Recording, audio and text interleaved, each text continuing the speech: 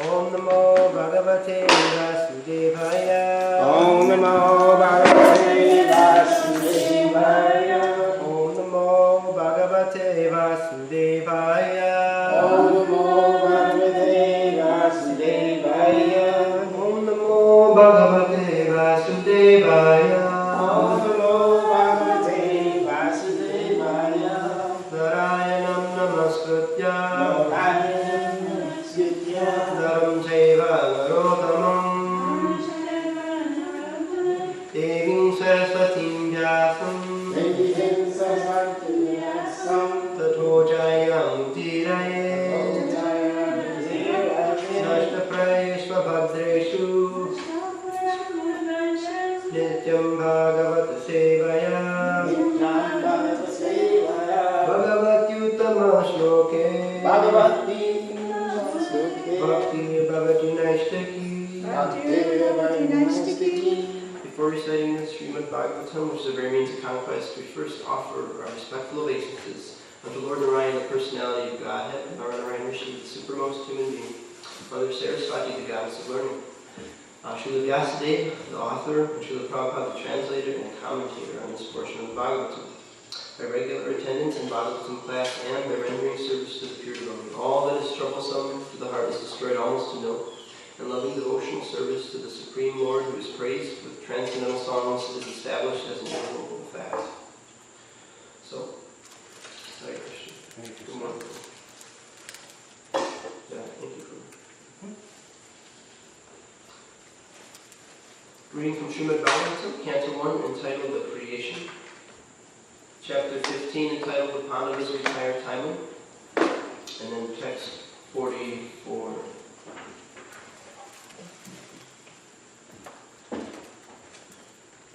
Udichim Pradidesha Asham Gata Puram Maha Atmabhi Ready Brahma Param Dhyayan Na Avarteka Yataha Gataha. That is the person of order. I can't see. Udichim Praviveshasham Gadapurvam Mahatmabhi Vridibrahma Param Jayan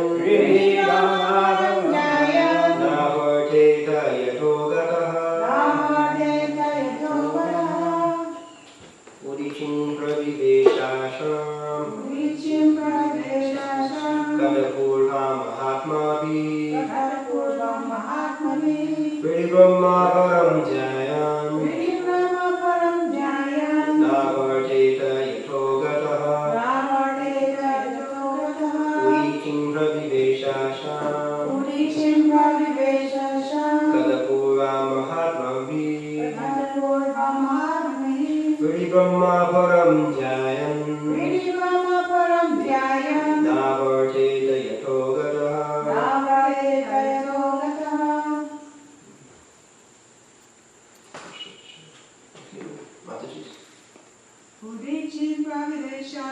Udicim Pravideshasham Gata Purvam Mahatmabhi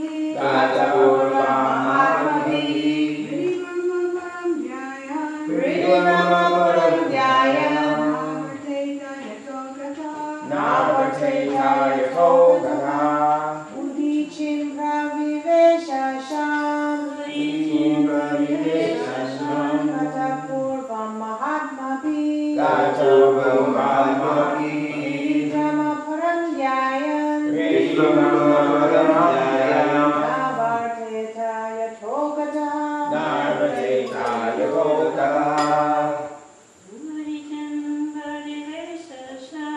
Udicim Praviveshasham Kadapura Mahatmabhi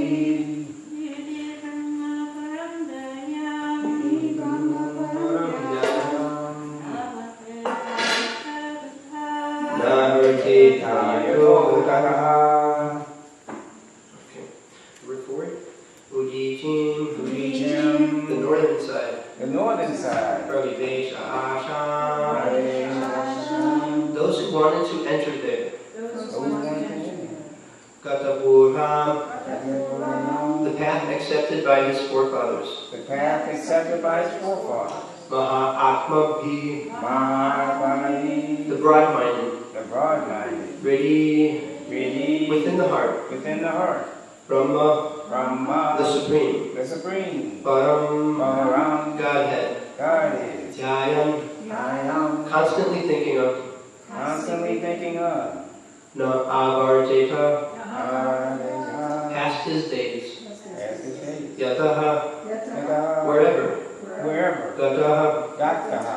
Went. Translation purport by Srila Prabhupada. This is about Maharaj Yudhishthira. He then started towards the north, treading the path accepted by his forefathers and great men, to devote himself completely to the thought of the Supreme Personality of Godhead. And he lived in that way wherever he went. Purport. It is understood from this verse that Maharaj Yudhishthira followed in the footsteps of his forefathers and the great devotees of the Lord. We have discussed many times before that the system of Varnashram Dharma, as it was strictly followed by the inhabitants of the world, specifically by those who inhabited the Aryavarta province of the world, emphasizes the importance of leaving all household connections at a certain stage of life. The training and education was so imparted, and thus a respectable person like Maharaj Yudhishthira had to leave all family connection for self-realization and going back to Godhead. No king or respectable gentleman would continue family life till the end, because that was considered suicidal and against the interest of the perfection of human life. In order to be free from all family encumbrances and devote oneself 100% in the devotional service of Lord Krishna, this system is always recommended for everyone because it is a path of authority. The Lord instructs in the Bhagavad Gita, 1862, that one must become a devotee of the Lord at least at the last stage of one's life. A sincere soul of the Lord like Maharaj Yudhishthira must abide by this instruction of the Lord for his own interest.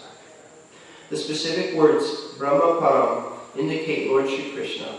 This is corroborated in the Bhagavad Gita 10:13 by Arjuna with reference to great authorities like Asita, Devala, Narada, and Vyas. And that means he is the highest truth, or the Supreme Lord. Thus, Maharaj Yudhishthira, while leaving home for the north, constantly remembered Lord Sri Krishna within himself, following in the footsteps of his forefathers, as well as the great devotees of all times. Om Vagnati Nirandasya Chakshurunmilitam Yena Tasmai Shri Gurave Namaha. I was born in the darkness of ignorance, and my spiritual master is opening my eyes with the torchlight of knowledge. So I offer my respectful obeisances unto him and to all members of Sri Parampara. I do pray for the blessings of the Vaishnava, so I may say something truthful and pleasing to our spiritual master.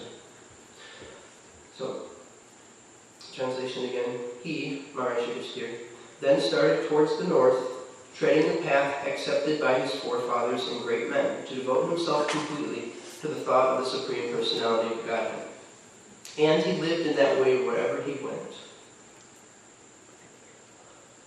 So, now he's actually leaving the palace.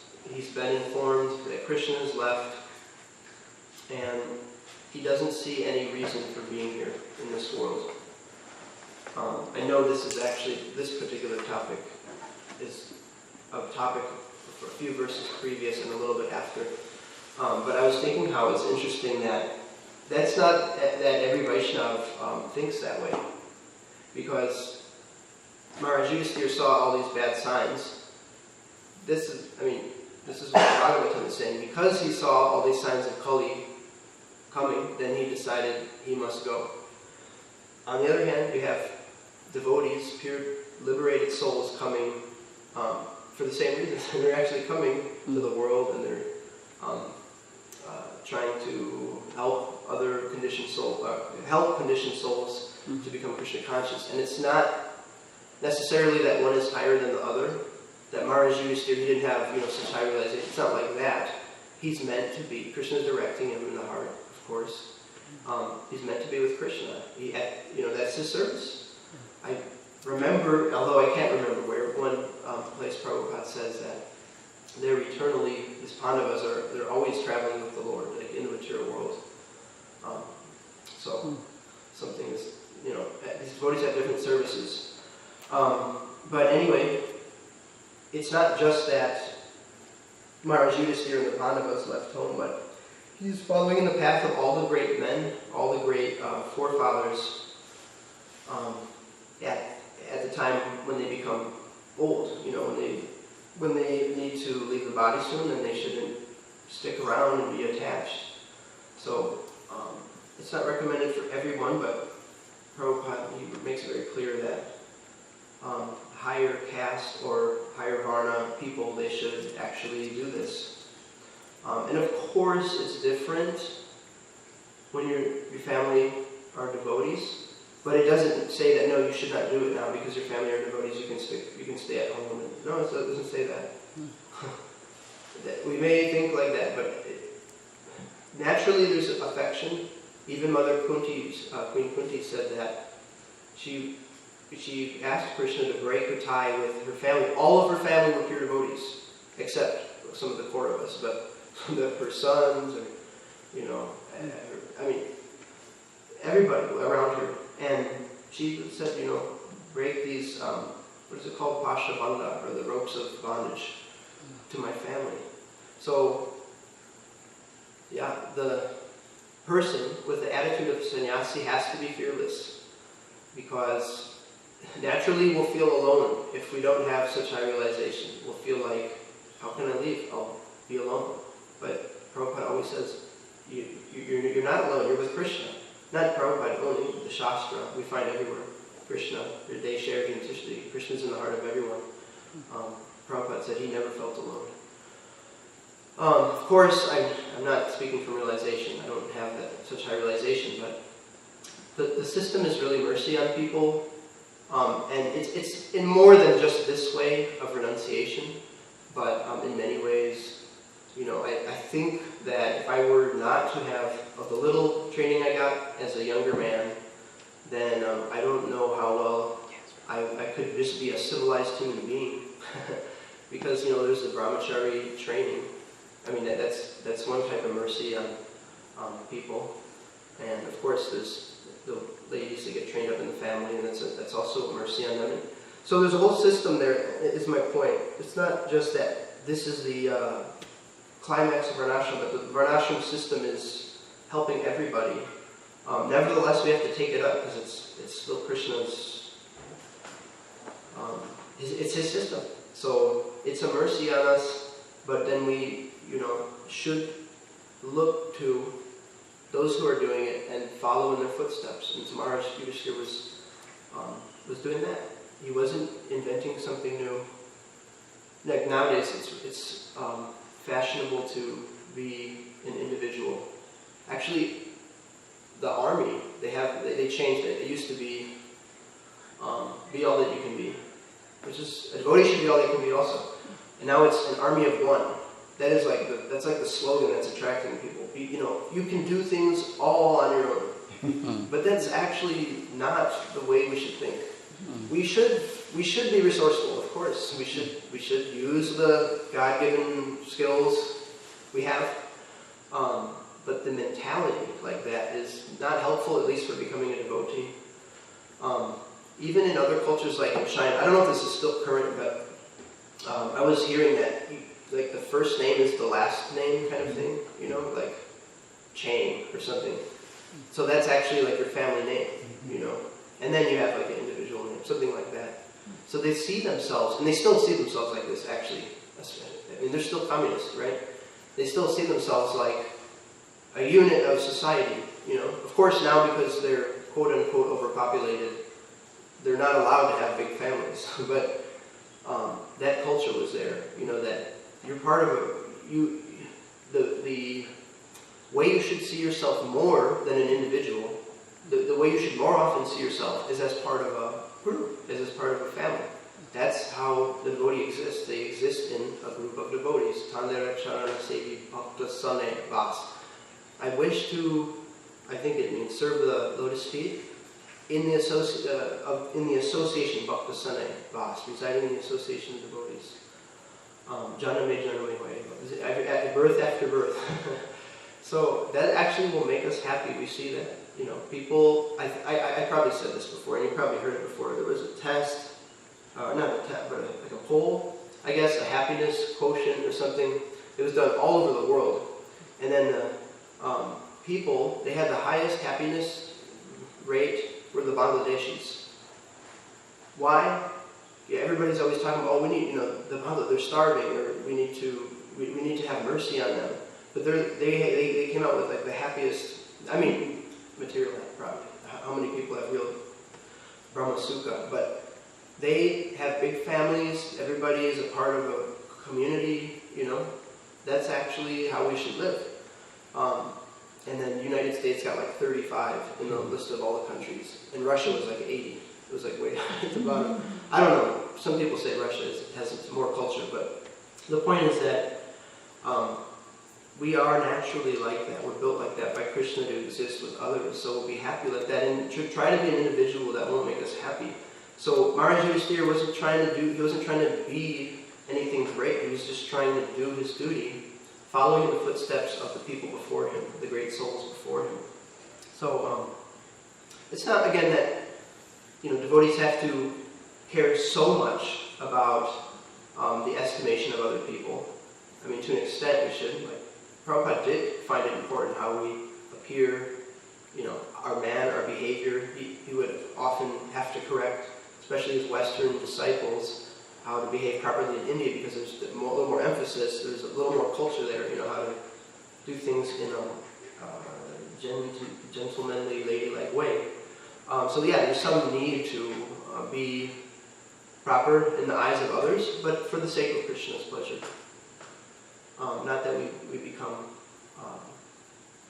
overly concerned with what people think. I mean, I think in the verse previously, Maharaj Yudhishthira, he appeared like a madman. He had disheveled hair. He let his hair hang loose, and he voluntarily became dumb. Dumb means mute. Didn't speak. Something like Jagavatam. He appeared to be mentally challenged, so that he could avoid the association of materialistic people. And he did some other austerities mentioned there. So the principle is there that devotees should live like, even in the Bhagavad Gita, Vivik Desha Sevikam, Krishna says, among the different elements of knowledge. And given that he only gives like maybe 20 items, you can understand that they're pretty important things. One of those things is to live in a solitary place. Now, the way that we understand that as members of a movement who is attempting to spread Krishna consciousness, it means that we live with devotees. It's not, Prabhupada did not like, actually, devotees to be alone. So, as an acharya, seeing these instructions of Krishna through that filter, we should understand that it means we should be free from materialistic association. We have to make some endeavor to do that. And obviously, we're all living in a devotional community, so we could say at least we have that down to some extent. Of course, we can bring our anarthas into it, but that's how we should understand that particular point. I have some assorted ideas that they may not be all wound together, and I apologize for that. This is also something I've been hearing Ramayana with Vaishnavi, at lunchtime we listen to Ramayana, and it's all the time that the members of the Raghu dynasty are always, not just them, even like King Vali, and even I think the Rakshasas were also speaking like this, that if you're part of a royal family, you can't lie. You can't do certain things just because you're part of that family. To this day things have changed, but from the beginning of creation until the time of Lord Ram, nobody had spoken a lie in that family. Just think about that. I've been working on this, but to be thoroughly honest, may not be something that we can pull off for even a year, if we really examine ourselves and what we say and what we do. But to live in a family that went on for thousands of years and no king had ever told a lie, that's pretty impressive.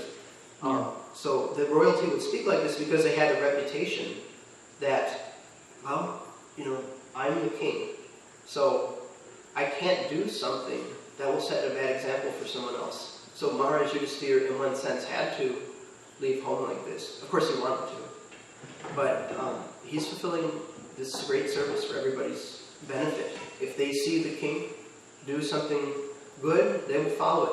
And if they don't, they will follow that too. I think this is a Bengali saying I heard. Raja Brashta, Praja Brashta.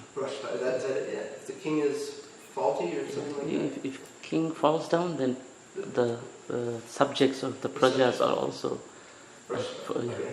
may fall down. Yeah, so anyway, my point is that, we're, at least if we're initiated, I think everybody here is an initiated devotee, we represent a whole line of honest people, of aspiring devotees at very least. Yeah, we represent this whole line of people and ultimately Krishna. So anything we're doing, it's huge. In as much as we may misrepresent the Lord or His followers, or at least we can think of our Guru Maharaj, I don't want to embarrass my Guru Maharaj.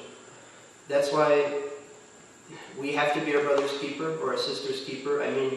For example, I probably brought this up maybe a month or so ago, but I have a godbrother in this country, and he's not in a good spiritual standing, and nobody was saying anything. And then some senior devotees came from where he was and told me, that he's doing this and that, and there's no feeling of remorse or anything. So then we should talk. We should actually take it upon ourselves. We should, if nobody's there, they're avoiding they're avoiding association of seniors or whatever. We should look out for them, or we should say something with the attitude of service, of course. But yeah, it's we, exist with devotees not just because we want to do the positive things, but also we want to keep ourselves in line. We want to keep ourselves out of the mud that stops us from making progress. So, being part of a parampara, then we have to consider that. If we do something wrong, it's a blot on the whole line. You can, I don't know if it's a saying, but I've heard this before. Maybe it's something that marketers know, but you could be very good in your appearance, And nobody will say anything. Because they just expect that, right? If you're representing a company, you have to tolerate so much stuff. I always feel bad for those sales reps, you know? A lot of times devotees are really rude to them. And then I think, like, I'm really glad they don't know that you're practicing devotee, because actually it's not so good. Even though they're not a devotee, doesn't mean you can throw them around like chopped cabbage. So, anyway, sannyasa, how does it go? Sannyasira alpachidra savaloka gaya. Shukla vastre moshi bindu nalukai sannashir alpachidra sarvaloke gaya. I'll tell the first half. It means that if the sannyasi has a little blot, like a little mark on his cloth, and the whole world will sing about it.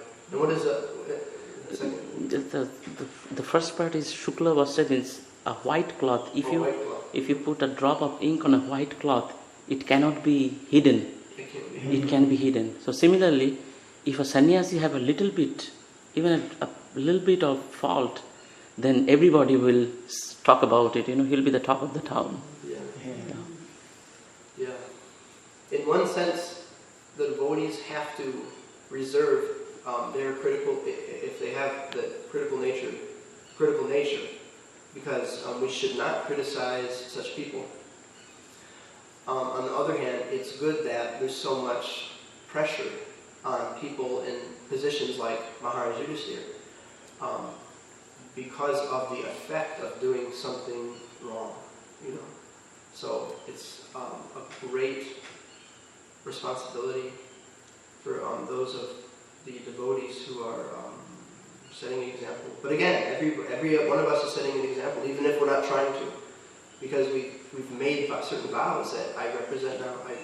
I'm your disciple, Guru Maharaj, and grand disciple of Prabhupada. You know, it just comes along with the package. Actually, many things come along with the package, like an initiation. It's not just the 4 eggs and the 16 rounds, but actually there's so many things. You know, one of the things is you only take food cooked by devotees offered to Krishna. That's one thing. There's others. And taking, for example, if somebody is taking initiation as a Brahmin, this is also part of the package. They must take sannyas at a certain point. Otherwise, they should not have taken that. Of course, in our institution, the Gayatri mantras, and you know, it's the men who are the thread, but that initiation doesn't. The Gayatri mantras originally, they're not just given to Brahmins, so it's not exactly like somebody is, you know, through and through a Brahmin just because they get the Gayatri mantras. But my point is this only, that there's all of these responsibilities that we're actually taking up, whether we know it or not, by becoming part of this society. So it's a burden of love, but a burden nonetheless. Okay. So yeah, we talked about that, and then Varnashram is a mercy on us. Sannyas. In maybe this purport, perhaps it's coming out, but I was thinking about how this verse in Nectar of Instruction related to what we're talking about. There's the following of the authorities before us. So in verse 3, Rupa Goswami speaks about the 6 promising aspects of devotional service. Utsaha nishchaya dhairya tat tat karma pravartana sangatyagat sato vrite shadvir bhakti prasiddhiti. They guarantee the success of pure devotional service. Enthusiasm, determination, patience, karma pravartana. I can't remember the exact translation, but it's devotional activities, basically, the different devotional activities. Giving up the association of worldly-minded persons who are not interested in Krishna consciousness, and then following the footsteps of the previous acharyas. So, tat karma, well, first of all, there's sato vrite. That's following in the footsteps of the sat people. The great souls, the acharyas, Prabhupada translates it as. And in either that purport in Nectar of Instruction or the previous, he actually speaks about these, what does it mean to do that? To follow in the footsteps of the acharyas? to do the devotional activities, to do the tat karma pravartana. In one sense, they're the same thing, is what I'm trying to say. Because what do the acharyas do? They are setting an example. They're showing us what we should do. So to follow, what it means to follow them is not to, do all the gestures they do necessarily, or whatever, have the same accent they do. But it means that you do the same activities they're showing you how to do. And then, this following of activities has to be done enthusiastically. That's also part of the verse. And then so Prabhupada defines the enthusiasm about doing that. He says that utsahan, or enthusiasm, is endeavor executed with intelligence. So we don't do it rote, but we do it understanding the purpose of it. Why am I doing it? And then we perform the activity.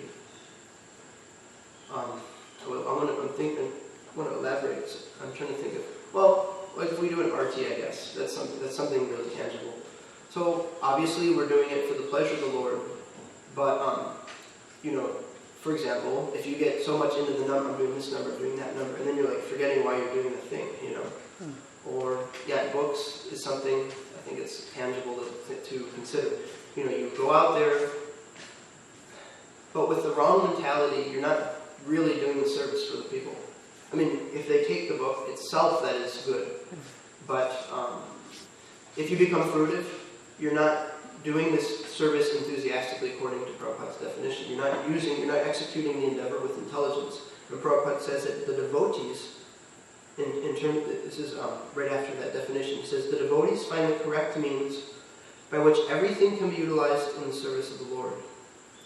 So it's like, whatever they have at their disposal, they do that. When we're in kirtan, if we can dance, we should. If we don't have an older body, if we can dance, we should dance. If we can sing beautifully for Krishna, maybe a little louder, because sometimes I'm in the kirtan, I can't hear devotees singing, chanting anyway.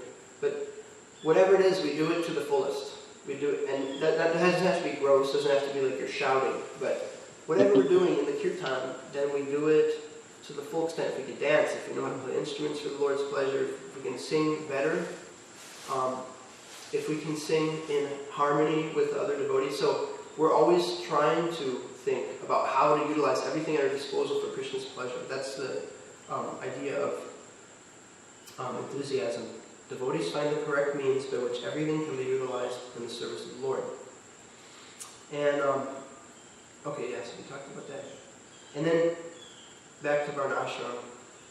So, this is actually the solution to this, because you have so many different things that are, so many different services going on in the world within ISKCON. There's so many things that devotees can do. Depending on what association they get into, they will do different activities. I mean, usually it's based on the leader. It doesn't have to be. But, for example, if you go to Minneapolis, there's actually many devotee groups.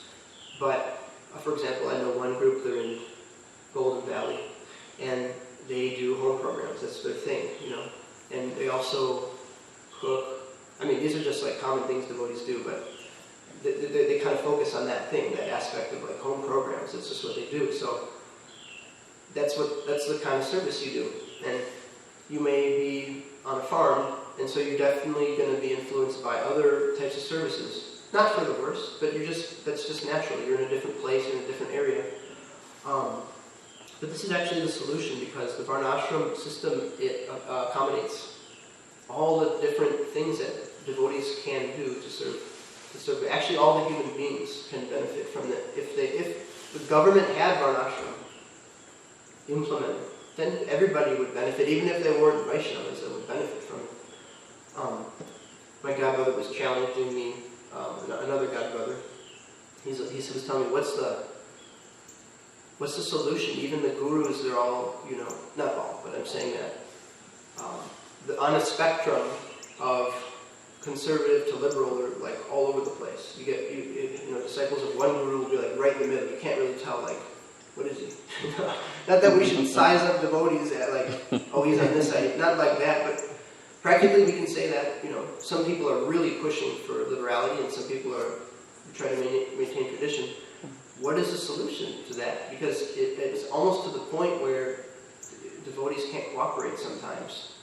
So, but this Varnashram Dharma is actually a solution, in as much as that community or that persuasion of thinking it can exist, at least in a certain realm of life, So something to think about.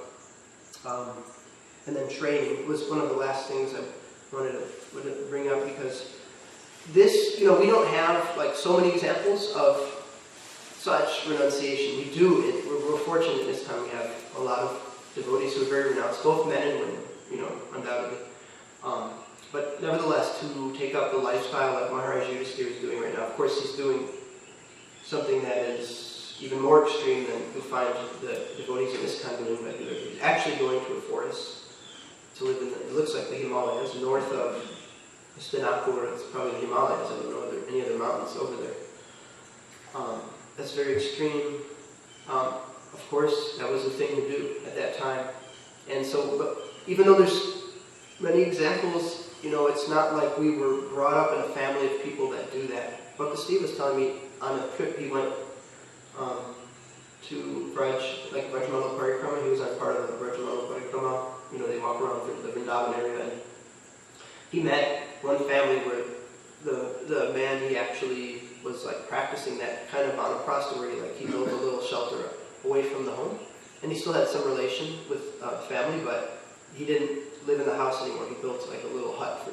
It's very nice to see that, that there's still some of that culture.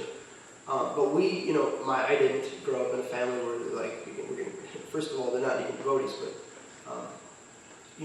practicing renunciation, doing these things. We don't have very close examples in our own lives, except for our spiritual masters, which isn't insufficient, but there's a benefit to growing up in the culture, is what I'm trying to say. Because often we revert to the things that we are comfortable with, and we're usually comfortable with things we grow up with. So it's almost like only exceptional people do the thing. Mostly nobody is doing it. Mostly, some are doing it, but it's exceptional. But it's not supposed to be the exception, and that's the thing. So the training, that's what's important. Even if we didn't, see that example, we should try to instill it in the next generation. We should try to practice it ourselves. I saw this fellow. It was really interesting. I went to New Orleans last week, one time, and this fellow was really dirty. You couldn't tell what color his shirt was. It was just black in one place and brown, and it was completely slime, And he ate his lunch, and he went to the trash can and threw the trash out. I was like, wow. It's because he got training, at least that one little thing. Because he was trained, you don't litter, then he doesn't litter, So it just shows that you actually can train people of really dismal consciousness how to do certain good things. So there's such a benefit to that. And another thing, I've never met if you want to call them guru coolies or second generation, whatever. I've never met one that's an outright mean person, at the very least, and most of them are really nice. Even if they're not taking up the process very seriously, they have something because of that bringing up with the association of devotees that can't be bought anywhere. You cannot find, I don't anyway, communities with that genuine niceness. Even if, again, they're not very serious devotees, which is a relative term, but because of the training, they got some good training. They imbibe some good qualities, and it lasts throughout their life. I can't think of a specific person, but in general, when I have spent time with some of the guru coolies, they just naturally go to bed early and get up early, naturally. And for me, it's an endeavor, because my life, I wasn't raised like that. I would just go to bed when you're tired.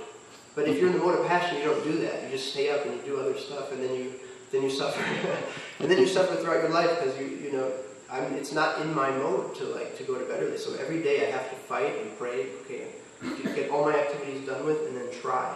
That's how it still is for me, even after several years of practicing Krishna consciousness. It's not second nature to me. So, there's a great benefit in training, and if we have that, then we can have people like Maharaj Yudhisthira that oh, the time has come. Now I'm going to renounce, and that's just some thoughts on this verse in purport. So, are there any questions? Yeah. So, Prabhu, you had been a brahmachari at some point, and then I guess you might have gone through the bhakta program. Would you like to say something like advantage or any specific thing, anything you can remember, any experience that would benefit us to hear? Oh, Krishna. I don't know how much it will benefit you all because I don't. But one thing is, I never was really part of something that was called like an official bhakta program. Like some people, they probably have a program that's like that, like a bhakta program. But I joined when I dropped my college, and then I joined a grihastha couple living in Albuquerque. Now he's my godbrother. But yeah, I just moved in with them because I could see how enthusiastic they were. They were by themselves. There was no other devotee. There were some other devotees, but there was no temple in Albuquerque. There was no center or anything like that. And then so I got the benefit of personal training with a devotee, a senior devotee. And then I was sent to India, and I went there to learn Hindi because they wanted to start a temple in Albuquerque, and there was a Hindi-speaking population there. You know, there was a Hindu temple. I assume it's still there. It's like Hindus Temple of Albuquerque, something like that. And anyway, I was living in the temple. What particular temple in India? I will reserve the name. And learning Hindi, but there was no really good association. I mean, I don't want to say there was no good association, but it wasn't the best place for me. I'll say that. More like most of the people were there kind of getting paid, and I was the only American, like, you know, and there were some actually nice devotees. They were Croatians. They were like kind of took me in, but they were their own group, you know. So my Guru Maharaj is very merciful. He would frequent that temple, and he invited me to go to Salem, where they have a nice program for brahmacharis. So I took him up on that, and I dropped my service to that other temple. But I mean, there's other things I don't want to mention, you know, like there was some corruption basically, and they were asking me to be part of it because I was starting to learn Hindi. I could preach, you know, I could go out and collect funds, which is not bad by itself, but you know, you have to look at a place and see how is everything being run. It's not just, it's one thing is good, that is good. Not that we should throw out anything good. You know, like for example, they have the deity worship is beautiful, wonderful, opulent, you know. But Raja Nashta, Praja Nashta, you know, if the leader of a place is bad, like everything underneath it, and then you're kind of just like part of that system. So I could not exist, and I was only practicing very strictly for a year. I didn't feel like I should be there, and I'm grateful I did leave, although I'm sorry to those other people, but they didn't have a local program. And then in Salem, that's where I went after that. You could call it a bhakta program. Like, it wasn't something you signed out, it's not, you know, you didn't sign into. But yeah, it's a strict ashram, and so of the things that they taught, then I would say just steadiness. Just be steady. You know, be steady in your sadhana. Be respectful to your seniors. Yeah, those are probably the main things, because that can help you so much. You know, I know that I have a very ambiguous. I mean, to say I can't. I'm not on such a high level, so I don't know what Krishna is telling me all the time. But I can tell he's reciprocating with me when I do certain things and when I don't. And I think many of us can see that. If we act poorly, then we get poor results. You know, we could say we have to undergo a lot of heavier purification because we're going off, and Krishna's trying to show us that. So in this life, you know, one thing I can understand, Krishna wants me to always get up at 4, like unless I'm very sick or something. If I don't, everything's screwed up. I mean, anyway, I'm not trying to say I have like some super high realization, but there's certain things like that I can understand that Krishna wants me to do this thing. He wants me to be steady in my sadhana. That's one thing. That's something I learned, I feel like, from those devotees.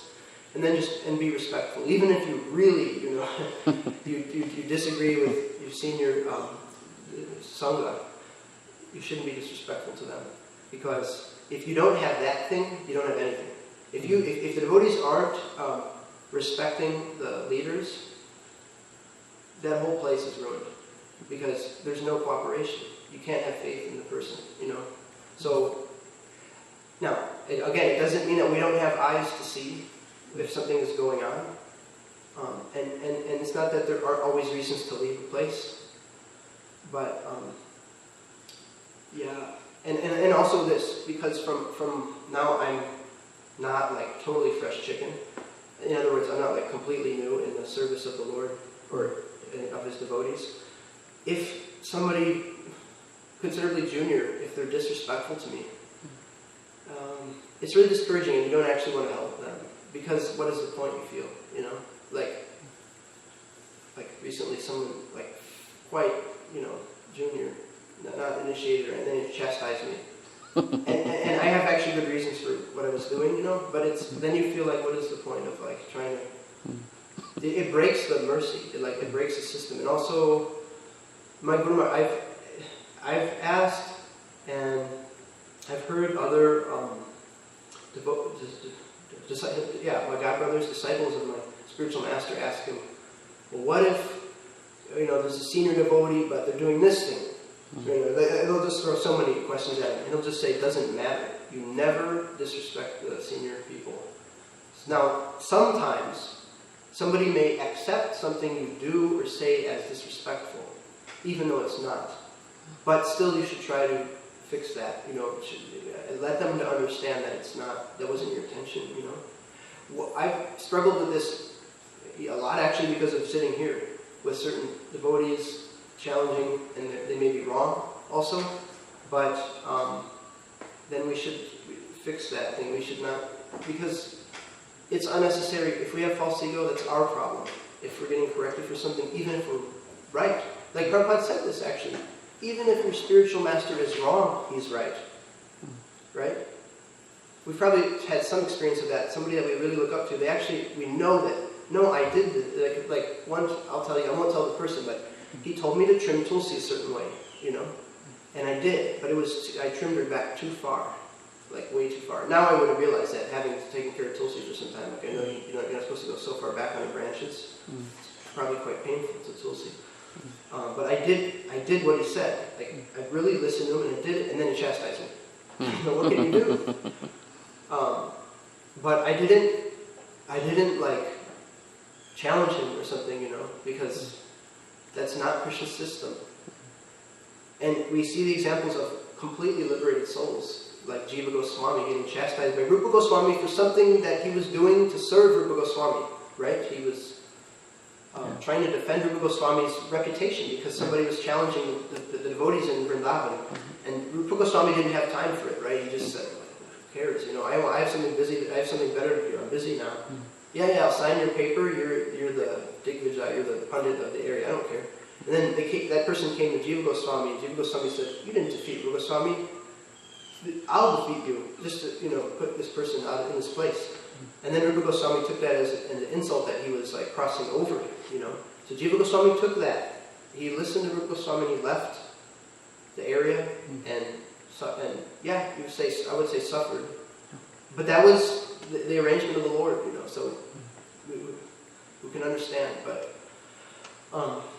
that it breaks Krishna's system. So I guess those couple of things, be steady and try to respect the system. Yes, ma'am. This isn't to challenge what you said, Prabhu, but maybe just like another consideration. Okay. That a couple of things I heard my Guru Maharaj say. One of them is if you're a Brahmin and if you see there's some wrongdoing and you don't somehow enter into helping to rectify it, then you become implicated. And the other thing was, if there is a senior that is, you feel, doing something improper, that you can bring it up, but in the form, when you inquire about it in the form of a question. if you ask a question about that particular point that is maybe improper, then he said that there's no offense. Now, I'm not sure exactly how you would word it, so that I haven't tried to do it. But It's gonna be tricky. but haven't you heard him say that, Kaivalya? That more than once I've heard him say that when people say, "Oh, something really, how do I do this?" Well, if you say in form of a question, it's not offensive. Then you're not accusing someone, you're Right. just asking them, but you can say it in bring it up, like, oh, some people were saying that this is, or, I don't know, but you would get them to talk, but without accusing. One thing, thank you. I asked this question to Rajendra Nandan Prabhu. Maybe he goes to my phrase. Oh yeah, so you know him. So because of something that happened here, and I called him and I was like, I don't know, I think I did something wrong, but also this seemed really wrong too on his side. And he said, well, you can say that. You can quote Prabhupada, and you can say that my understanding is, like, not that you're challenging him, but this is what he was saying, so. Not that, I'm not saying he has like equal standing with Jayataka Maharaj, I don't know, but I'm just saying that he said you can say, my understanding is based on what Prabhupada said, that X, Y, Z. But then you could say, so what do you think about, maybe you could, wed those two, Yeah, because it's still kind of like a challenge, isn't it? Yeah, Masi. We also have the example of Holy Maharaj, who refused to follow an instruction of his guru because he felt it was wrong. And he gave the Krishna conscious reason why. He said, I don't want to do that because it's my Krishna conscious reason. So if something is really stark like that, Yeah. you can also do that too, because there's that example. Yeah. It seems like a slippery slope because there could be many Krishna conscious reasons. Now, Shukra Acharya telling Vali not to worship the Lord, well, that's pretty clear. Yeah. But when it gets to how we do it, then that becomes more tricky. But, well, I mean, I accept what you're saying. It's tactfulness. We use our ability to be tactful like we would even materially.